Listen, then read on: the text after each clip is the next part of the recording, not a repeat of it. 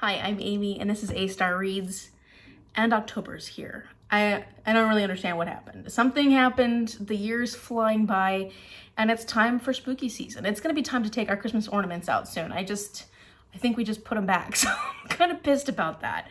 But I think I'm finally ready to get into that spooky season mood. I tried to do my makeup, so I'm a little spooky-ish. That way I can, fake it until you make it.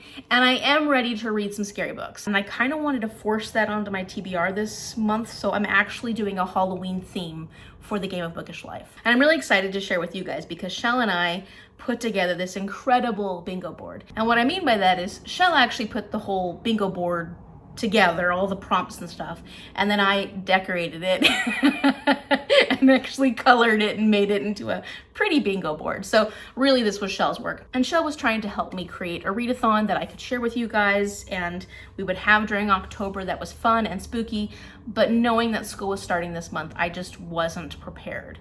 I wasn't gonna do it. I'm not gonna do it. There's no readathon happening on my channel. It's just too much for me. And school just started this week, so I'm already in like, oh gosh, can I keep up? Can I do this kind of mode? So reading needs to be flexible for me. That being said, I thought that Shell's bingo board was fantastic and I wanted to include it in my game of a Bookish Life. So what I'm gonna be doing is I'm gonna be using the prompts from the bingo board for each of my moves. So I will be using the genres and the diversity rep, but instead of the prompts that I would have on the board, I'll be using these bingo board prompts. Now, if you'd like to participate in this challenge with me, what you can do is you can treat this like a regular bingo board and try and get a bingo or fulfill as many of the prompts as you want. You could black out, you could do one across, and this is of course very loose. This is just a challenge that you can use to challenge yourself, sort of like buzzwords that will help you pick your books. If you'd like to do that, I'm gonna be including the bingo board in the description box below, and I hope you have fun with it because I had a lot of fun decorating it and creating the actual bingo board, and Shell of course did an amazing job picking these prompts. So very proud of us. And I'm sorry, Shell, that I did not have the bandwidth to do an actual readathon, but this is gonna be a lot of fun. Let me move over to the side a little bit so you can, I got the bingo board here. First, we've got Scary Doll, which I think is hilarious because Shell knows that growing up, one of my biggest fears was dolls. I had a very big fear of dolls. It is not the same anymore, Shell. I don't have the same fear. We got Scary Doll in here. That means if we land on this prompt, you have to pick a book that has some kind of scary doll in it. Chucky! Thanks, Peanut Gallery. Next, we've got cryptids, and for this, I have the Loch Ness Monster here, but you can think of Bigfoot, Chupacabra, anything like that that would work for a cryptid, what is considered a cryptid. Next, we have scariest book on your TBR, so obviously a book that people think is horrifying, frightening, that is already on your TBR. Fourth, we have classic horror, so I think Frankenstein, Dracula, different things like that. Something from classic horror genre or a classic horror character, something along those lines. You can take that prompt however you want. You'll see that I get a bit creative with it. Spoiler alert. The next one is murder, so obviously anything that has a murder in this will work. This one's a pretty open prompt. Then we'll skip back over to circus or clown, and I know a lot of people that have this fear. Then we've got Halloween themed, and this one is any kind of Halloween theme, including older books that are Halloween themed, like All Hallows Eve. This is where I combined them, Shell, sorry. Books that are set in Halloween, books that have a really big focus of the period of Halloween, trick-or-treating, things like that. Anything that's Halloween theme will work here. Next we have witches. This is one of my worst drawings. The drawings get better as I go. This one was pretty bad, but I thought it was kind of funny, so I left it. But witches, I think there's so many options when it comes to witches. There are so many witch books. Next, we've got Stephen King, and I happen to know that Paige from Pages with Paige is gonna be reading It this month, so that's why I've got my little It balloon, which I haven't actually read. And then we have a book that has a scary cover on it, so anything on the cover that is pretty scary looking, that would work out well. The next one is an interesting choice that Shell made, and I left it on here even though I had a really hard time finding. I know that this is gonna be a tricky one. It's spooky book with a voice of reason character. I don't know the best way to find this, but I'm thinking a spooky book that has multiple characters in it, because usually when you have a book that has multiple characters in it, you have at least one character that is the voice of reason. Next, zombies. Lots of zombie books, lots of zombie stories. So I think this one should be pretty easy. Then we've got the center space, which is a free space. You can read whatever you want. Anything you've had your eye on that's spooky or not spooky. Maybe you need a palate cleanser after all these other ones. You need something sweet and cozy. That's your free space to do that with. Then we've got a book that has black or orange on the cover. Very simply, it has predominantly black or it has predominantly orange or it has both. Then we've got a ghost story. So book that is centered around this ghost story. Then we've got Nevermore. And so this you need to pick either something written by Edgar Allan Poe or a book that has ravens in it, or on the cover, or something having to do with ravens. I liked that one, Shell. That was very clever. And then we've got dystopian, post-apocalyptic, and this isn't a very good picture, but this is actually Earth, and it has like pollution, and coming out of the side of its head, it has a volcano, because Earth is obviously dying, or what have you. I think in the moment with our pandemic, most dystopian, post-apocalyptic books feel very creepy. Next, we've got blood on the cover. Any book that has blood on the cover. I wouldn't say a book with red on the cover, I would say specifically blood. Let's try and keep it as true to this prompt as possible. Next, we've got vampires. There's many of these. Vampires is a pretty easy one to fulfill. Hopefully you find something new that you enjoy, or read Dracula, because that's one of my favorite classic novels. Then we've got a haunted place, Home Before Dark. Any other book that has a haunted place in it would work for this. Gothic novels usually work for this. Even if it isn't actually haunted, but gives you the feel of haunt, like a lot of Gothic novels, go for that. Then we've got graveyards. So that can be something that is set in a graveyard or even has a graveyard on the cover. Graveyards are creepy. Then we've got ancient evil, and I think of mummies, I think of the gods and the leviathans and different ancient evils, but I think mummies was a good example of that one. Then we've got the depths below, and the depths below could be, as I have here, giant octopus, you've got the kraken, you've got sharks. Jaws would be a good suggestion for this prompt. There's a lot of different options for what's scary in the deep, and I am someone who does find a lot of things in the deep scary, especially sharks. I'm fascinated by them, but I'm respectful of them. Then we've got body horror, and body horror is, well, like you see here, a foot chopped off, or think serial killers, or think cannibalism, different things that have to do with horror with the body. There's quite a few books I found, especially now, more recent, that are focused on body horror and some of the fears we have with different elements of body horror. Finally, one of Shell's favorite things, creepy crawlers. Shell loves spiders so much. She hates them. And there are a lot of great books with creepy crawly things. I would say anything insect, anything, even like rats and mice, anything that's small that would be considered creepy crawly. So like doesn't have to just be insects. But I think that that is a great place to start, and there's a lot of good options there. And so I hope if you decide to take on this challenge, you have a lot of fun with it. And if you do end up playing bingo, let me know in the comment section down below what way you decided to go and what books you used to fulfill those prompts. If you've not watched The Game of Bookish Life before, I have a ton of rules and I talk a lot about them in January. I also have added a few rules in the last couple of months, so if you want to catch up, I will put the playlist in the description box down below, as well as link it up here, so you can check that out at any point and see what exactly I do here with The Game of a Bookish Life. So first, before we get into what I read last month and then my spins, I want to tell you about my penalties, because I had told you in the previous Game of Bookish Life that I wouldn't actually be taking penalties for August that month. I would wait until the August period had finished and put them in the next month. I'm taking 3 penalties for August, sadly. I did not get a chance to read Skyward by Brandon Sanderson, and I don't know when I'll be able to read this, but it's not going to be right now. And I also did not get to read Maiden Voyages, which is a NetGalley arc, nor did I get to read The Antelope Wife, which means that Trash My TBR was not complete. And I'll talk about that more when I get to my Trash My TBR video, which will be coming out next week. So 3 penalty spins means that for the first 3 moves, I will be moving backwards on the board. And you know, considering I've made really quick progress this time around playing the game, it's okay, I can handle it. I've actually done pretty well reading quite a few books in September, but let's go over the actual spins and see how I'm doing with those. And as a reminder, I won't be taking any punishments for September until November, because I need until the end of the month. I need to be able to go up until September 30th and continue reading, because maybe I'll get to some of these, you know, I don't know. And also if I carry over a book because I know I'm gonna read it within the next 2 months, I don't count that, just as a reminder. So for my first roll in September, I had Animal on the cover, Euro Aussie rep, and this one I chose Uprooted by Naomi Novik. This one I have not started. And this is one that I may not get to. As much as I want to, it doesn't fulfill any of my readathons, and it's like lowest book on the list at the moment. Spin number 2, oldest book on my TBR. This is US person of color representation. What I went for not necessarily was the oldest book that is physically on my TBR, but the oldest published book on my TBR that has a US person of color representation. And so for that, I went for 12 Years a Slave by Solomon Northup.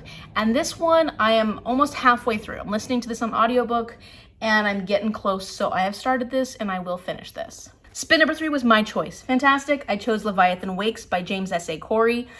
I have started this. I'm a 14% of the way through and I have not picked it up since because I have so many other books I'm working on. This is a buddy read with James from James's Space.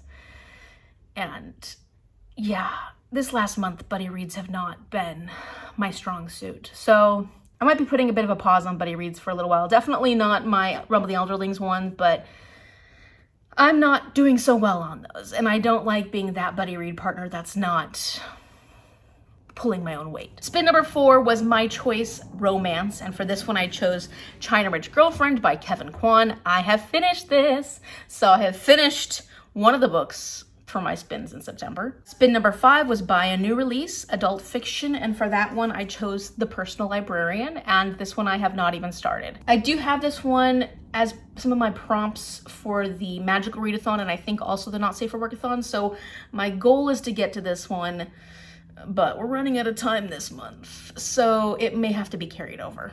Book number 6 was a book with a pandemic, illness, or epidemic that has Asian rep, and for this one I chose Scarlet by Marissa Meyer. This one does have letumosis, which is a pandemic, and one of the main characters is Cinder, who comes from the Eastern Commonwealth, and so it's loosely Asian rep. This one I have finished. I listened to it on an audiobook, fantastic. And so there's 2 books that I have finished for my September TBR. Finally, spin number 7, a book that was recommended by BookTube and has Euro Aussie rep. I picked Northanger Abbey by Jane Austen, and this one I have not started yet. But I do have plans to listen to this one after I finish 12 Years a Slave. So once I finish 12 Years a Slave, I will automatically go into Northanger Abbey, and then this one will be covered. So realistically, I probably will be only taking one punishment in November. I'll keep you posted. I'm hoping that that's it. So before I get into my spins, let's talk about the tallies. I'm only in danger of hitting a 7 and maybe a 5. I have that new rule where if I hit a my choice, I get to clear off my tally for one of the numbers. And part of me is wondering if this is making it too easy. I wonder if I should just be like erasing one tally mark for each my choice that I hit as opposed to cleaning off the whole number. I'm gonna continue doing it this way for now, but maybe next year I'll change the rules to where I only erase one tally mark, because it could be that I just continuously erase all my tallies and then I never have a punishment of having to add an extra book. You'll see in this round that it's a pretty good benefit erasing the tally marks. So let's get into my spins. Spin number 1. 3, okay. 1, 2, 3. It says book card, but we're not going with book card. We're going backwards on the bingo board, so let's see what that is. Okay. This couldn't have gone any more perfect. I got From the Depths Below. 3 is adult fiction. Also, I can use my rule of if I have a book on my TBR that I'm already planning on reading and it works with one of the prompts or just the prompt and not the genre, then I can use that. I mean, if that wasn't the most perfect spin, I don't know what is. Spin number 1, adult fiction, The Depths Below. I need to read Ship of Destiny by Robin Hobb in the month of October/November. Like, I get to spread it out among those 2 months. And if you don't know about this series, one thing you should know is that there are these sea serpents, and they're really prominent. You actually get to know some of them and their names, and they're a big part of this trilogy. they're from the depths below.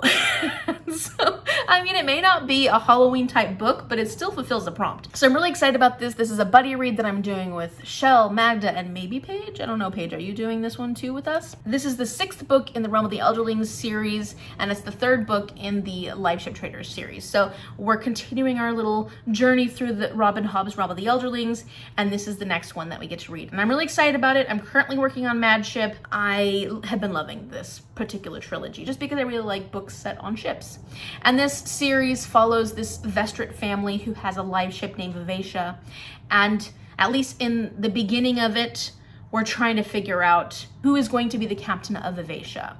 And there's a lot of people who would like to captain this ship, and she's also trying to figure out who she is as a live ship and where her loyalties lie. There's just so much going on in this particular series, a lot of different point of views, a lot of different storylines, so it's hard to explain it well. Let's see what happens for spin number 2.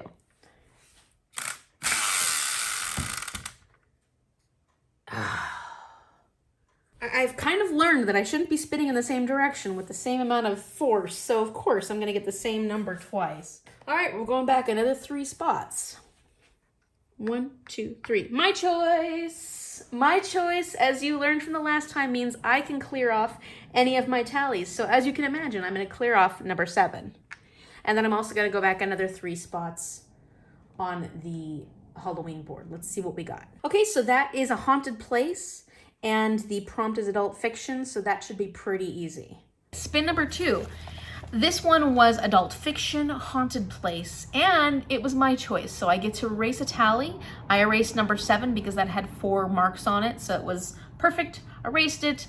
We can move on, and I don't have to worry about adding another book for 7 at least. So for this one, I chose Mexican Gothic by Sylvia Moreno-Garcia, and this is one that I've actually wanted to read for a really long time. It's a modern Gothic novel, and it's about this girl named Noemi. Her cousin, I think, just recently married, and she gets a message from her cousin saying, please come, protect me, save me, they're trying to kill me, or something along those lines. She's going to see if she can protect her cousin. So she ends up at this place called High Place.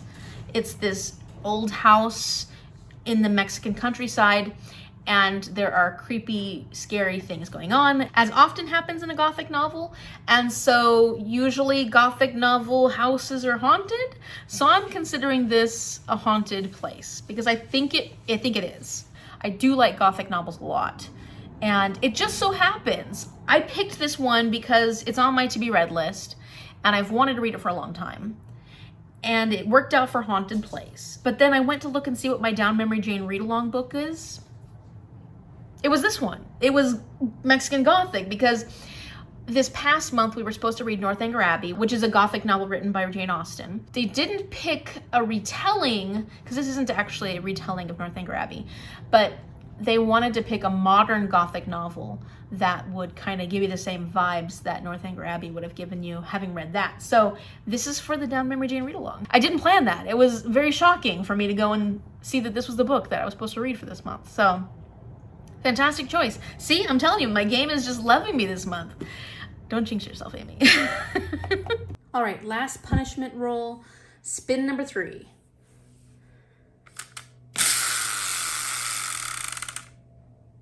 That is it's a spin again is what it is.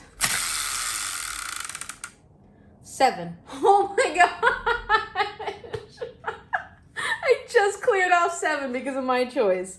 Holy cow. Okay. Oh, wow. Okay. Yeah, this is a good month. Hello. Come on, October. I like October. 1, 2, 3, 4, 5, 6, 7. Another my choice. Oh my goodness. Okay, I guess I'm gonna clear off 5. This rule may be too good to be true. I may never end up actually. All right, let's go back 7 spots on the board and see where I'm at now. We're on Free Space. And this is a nonfiction. Free Space nonfiction. I actually have a nonfiction I need to read. This is perfect. No, it's just loving me this month. Spin number 3 was nonfiction, free choice. I also got a my choice as well, and that erased all my tallies on number 5, so I'm not in danger there either. Basically, I'm not in danger of getting an extra book because of tallies anymore. So that's why I was saying maybe Maybe it's too lenient. I don't know, we'll see. But for this, it was perfect because it allowed me to add a book that I need to read this month anyways. That is Arctic Dreams by Barry Lopez. This is my real life nonfiction book club book it's kind of long, so we're actually splitting it among 2 months. And it's a nonfiction nature anthropology travel book about the Arctic, about different animals, wildlife, nature within the Arctic, about indigenous people within the Arctic, about different explorers that went to the Arctic and died or didn't. And it's pretty generalized, it seems, from what I've read, that it gives a lot of different elements that talk about the Arctic. So I'm really interested in reading this and seeing what Barry Lopez's perspective is. I also think it kind of works for October because, you know, the Arctic's a scary place. There's all kinds of big animals up there that are willing to kill you if they're hungry, and ice can be very cold. There's a lot of people that have died up in the Arctic because it's dangerous climate. I think it works out. I think it could be a pretty scary place. So I know that it's not traditionally a Halloween type book, but I think it'll work for creepy. Spin number 4, which I can go forward now. 9. 1, 2, 3, 4, 5, 6, 7, 8, 9. Donate 2 books. Okay. And what is my prompt? So now I have to go forward on the bingo board. And when I went forward 9 spots, it was Ancient Evil. And this is a YA fantasy. All right, spin number 4 was an interesting one because I ended up on young adult fantasy, Ancient Evil. And for this one, I also was going to be donating 2 books. So for this, I decided to donate 2 books to this group called Books for Africa. I kind of wanted something that I could send books to easily that would make a difference, but I don't have to worry about all the COVID restrictions. I chose this organization because they send books to school children in Africa. You can send like textbooks, children's books, all different types of books.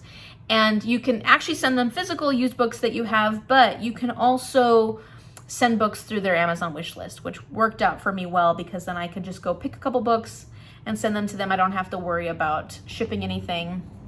And it's books that they've actually requested. So I liked that. So I actually decided to go with 2 children's books.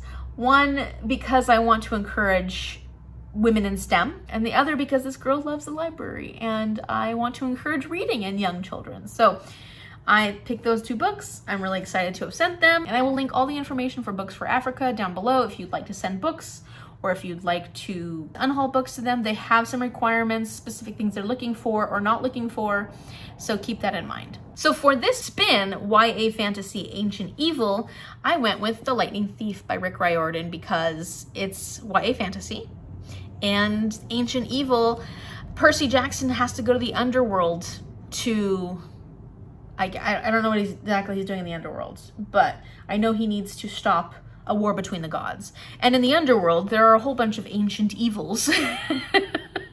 I think in this book, they're not quite as ancient, but you know, it's based off ancient stories. It's kind of a retelling, isn't it? So I think it works out well. And it's about this young guy named Percy Jackson.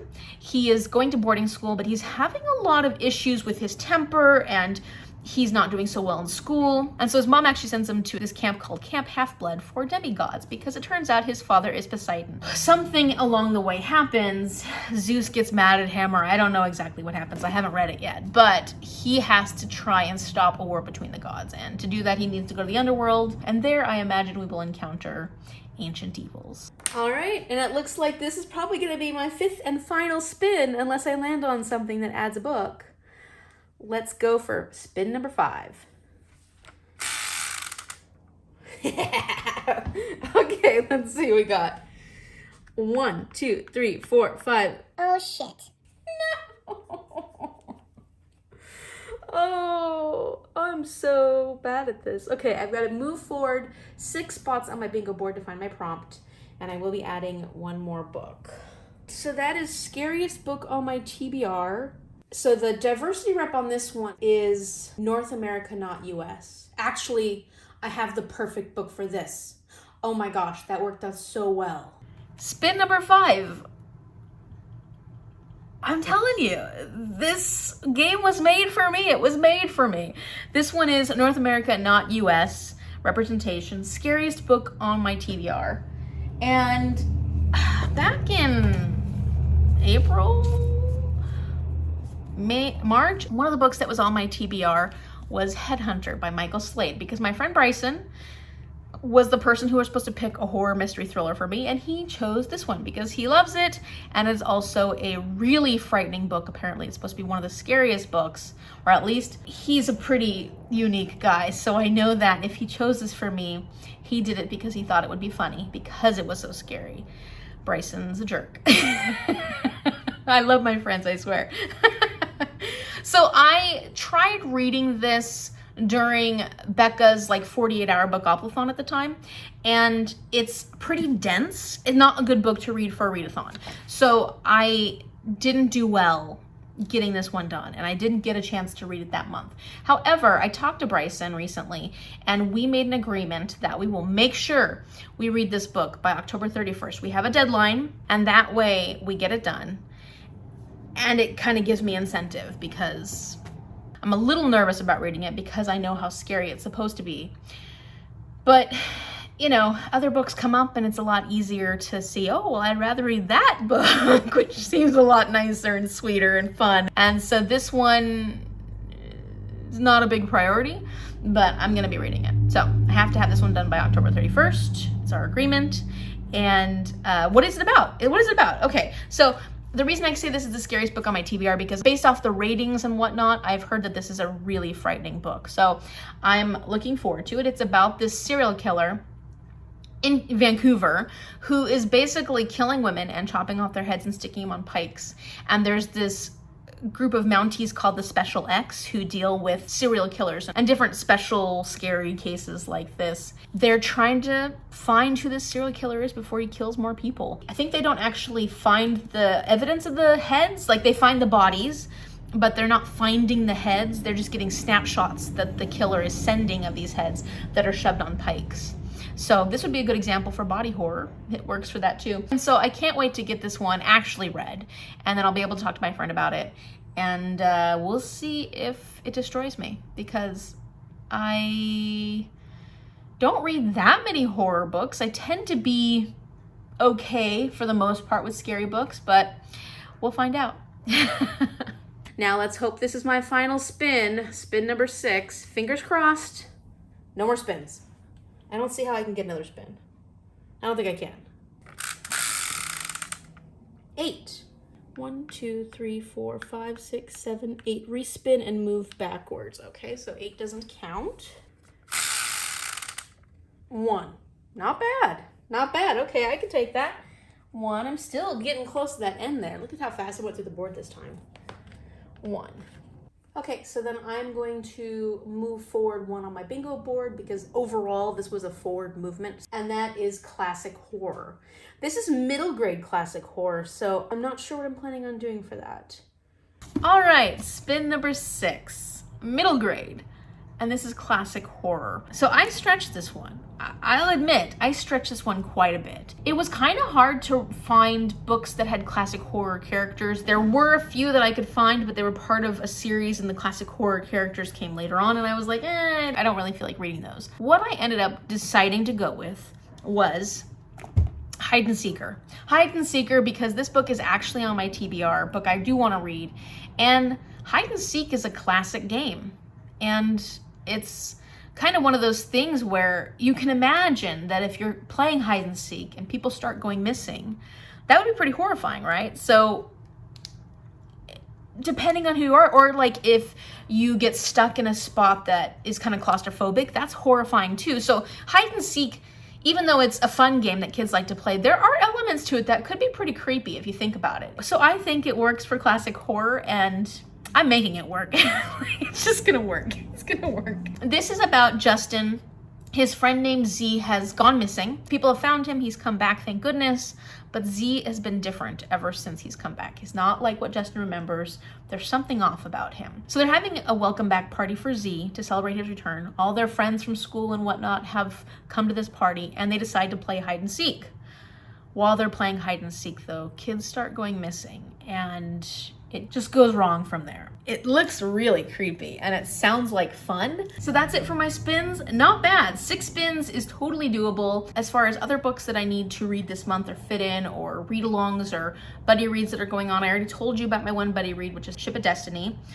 We are continuing on the Lunaralong, which is a read-along that my friend Danielle from Book Cara and I are hosting. And in the month of October, it's actually a pretty busy month for that because we are not only reading Cress, which is the 3rd book in the Lunar Chronicle series, we are also reading Fairest, which is a novella, short novella. But Cress, look at that, that's a big book. Cress, which is a Rapunzel telling, and we're meeting this new character. Her name is Cress, she's the Rapunzel character. And I'm guessing she's going to be sort of joining Cinder and Scarlet because we're meeting these new characters as we move along in the story. And then Fairest is actually a Snow White retelling. This is about Queen Levana. Queen Levana is the lunar queen from Luna, the moon, and she's an evil, evil woman. And I'm guessing that she is just like the evil queen from Snow White. So I'm looking forward to hearing her story and seeing what she has to add because she's pretty evil. Where did that come from? So maybe we'll find out a little bit about that. So those are my Lunaralong books. If you have not heard about Lunaralong and you'd like to join us at any time. If you've read some of the books and haven't read all of them, but you want to continue on the series, please join us. We're having so much fun in the Discord. We have a lot of fun with our mid-month reading sprints and our live show. We'd love to have you. I will link the announcement video and the Discord channel down below. And there's no pressure, do it at your own pace. But come join us, come chat with us, because we would love to hear from you. Next, as I've mentioned previously, I like to participate in the X Bookclub's book club, because every 3 months or so, they do a new theme, and this theme is pirates, and it's nonfiction books. One is from like a scholar, and the other is from like an explorer, someone who actually is participating in the adventure side of whatever the theme is. And this time around, they did it a little differently. And by they, I mean Kim from Expedition Through Pages and Hannah from Hannah's blog. They're fantastic. Go check out their channels and check out their announcement videos for the X Book Club because you'll get all the information you need from their channels. Better than from me. So there is the first book, which I can't remember off the top of my head right now, but I'll put all the announcement information down below. Then the second month, we were going to watch a movie together. And I think they were thinking about Hook, which is one of my favorite Peter Pan adaptations, so I'd like to try and watch that with them if I can. And then for the month of October, no, not October, it's in November, I just decided that I was going to read this in October to get ahead of the game, and because I was able to make it work for my TBR. Or something like that. Yeah, that was my plan. Why am I reading it in October? They're going to be reading Pirate Hunters by Robert Curson. And this is a book about these 2 men who were in search of a pirate ship called the Golden Fleece. And on this pirate ship was a famous pirate named Joseph Bannister. And apparently it went missing, and they're trying to search for this pirate ship. And I imagine they want to find the pirate treasure or what have you. So I'm hoping to finish this one and join in that conversation. And then continuing on, the Book Cover Book Club, which is hosted by Caitlin E. from the Lit Review.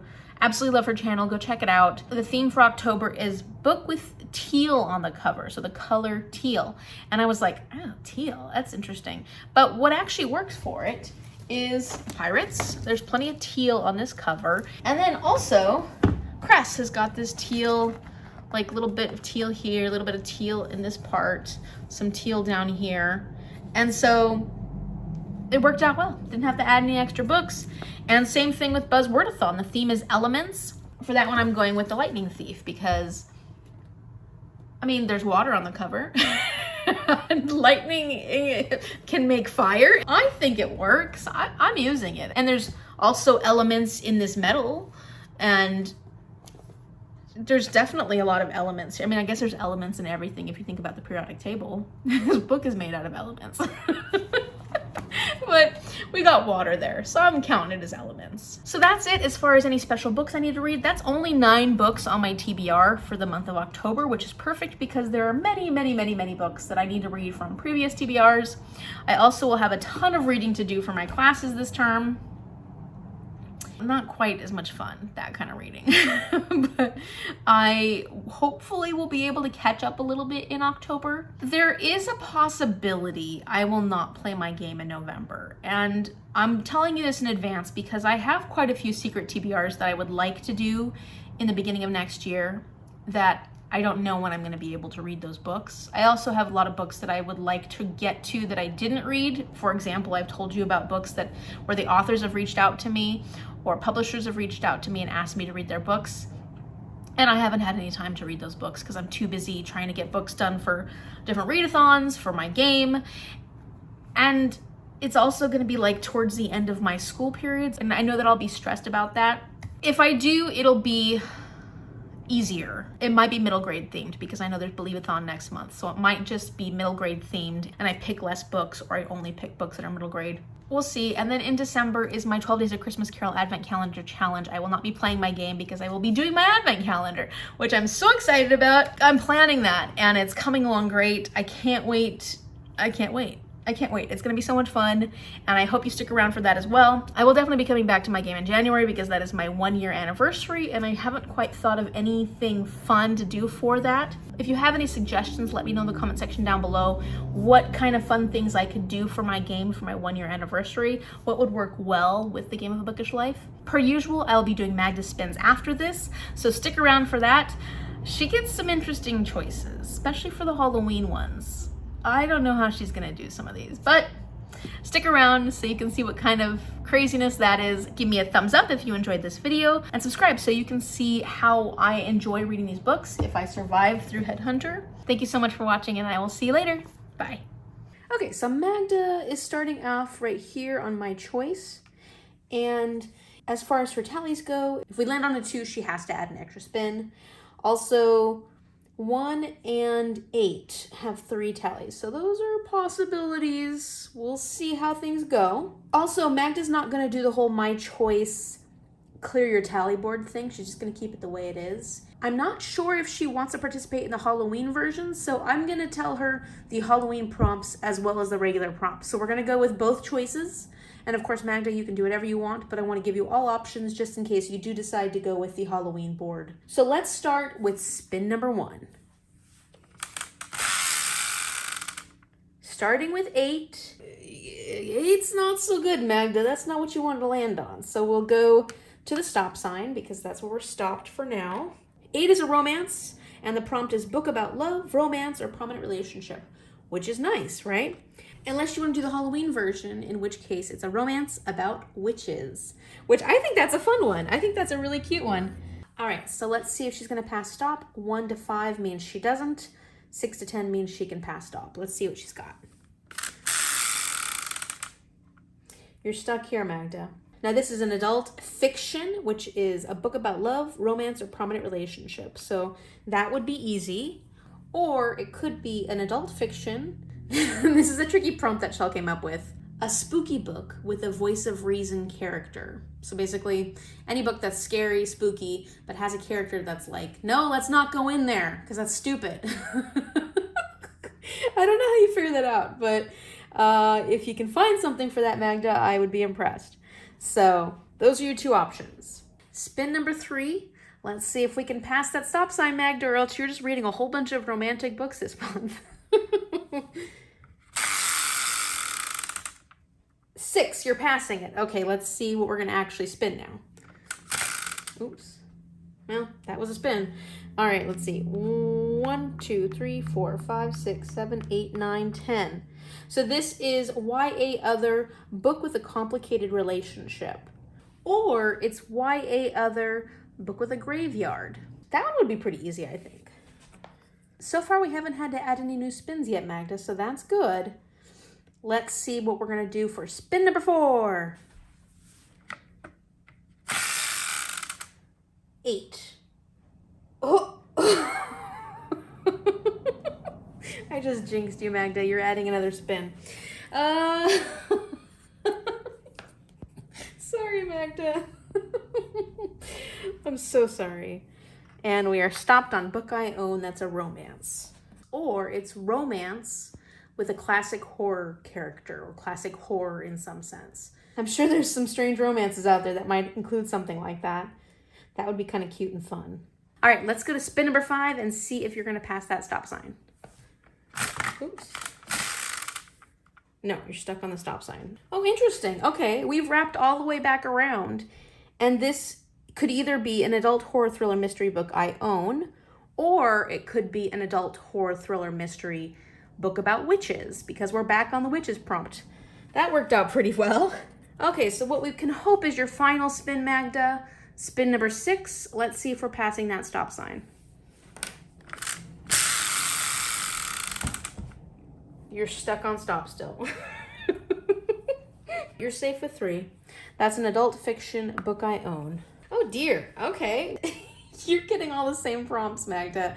So it's an adult fiction book I own, or an adult fiction spooky book that has a character with a voice of reason, which is exactly the same thing we got before. So that's interesting. Those are your spins, Magda. Just 6, not too bad this month. Of course, the prompts are a little questionable.